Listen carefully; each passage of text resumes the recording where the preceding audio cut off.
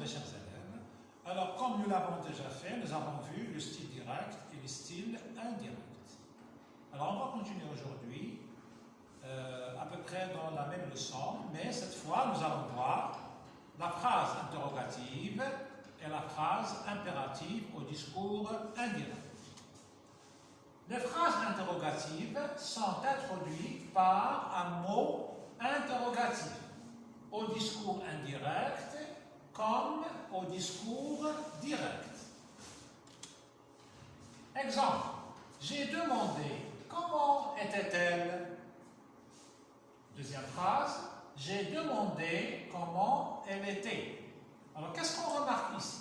Dans la première phrase du style direct, comment était-elle? Nous avons l'inversion du sujet. Le mot interrogatif, c'est comment.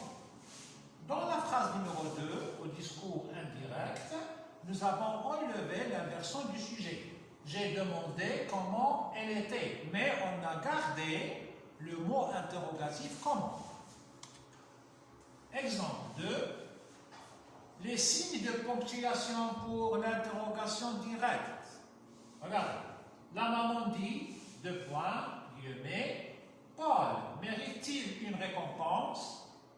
Alors, qu'est-ce qu'on a remarqué ici dans cette phrase, au discours, ou plutôt à l'interrogation directe? Après les deux points, on voit les guillemets, puis un point d'interrogation, mais dans les dialogues, on remplace les guillemets par les tirets. Voilà, donc les tirets sont remplacés par les guillemets. Observez l'exemple suivant.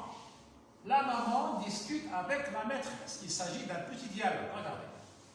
Paul mérite-t-il une récompense? Réponse. Bien sûr, il est tellement appliqué. Je vous remercie. Regardez l'emploi des tirets à chaque fois qu'une personne prend la parole.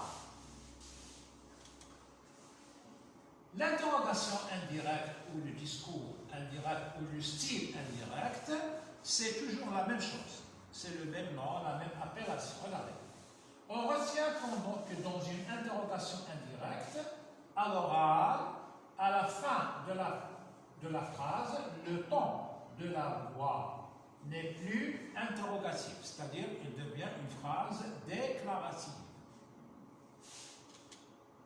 À l'écrit, il ne faut ni point d'interrogation, ni guillemets ou tiret, c'est-à-dire on doit effacer tous les signes de la ponctuation du discours, ou plutôt de l'interrogation directe. Regardez, on ne doit pas employer les guillemets, ni tirer, ni rien du tout. Mais généralement, un point, ou bien parfois une virgule, ou des points de suspension. C'est-à-dire, on va parler ici un peu de la phrase déclarative.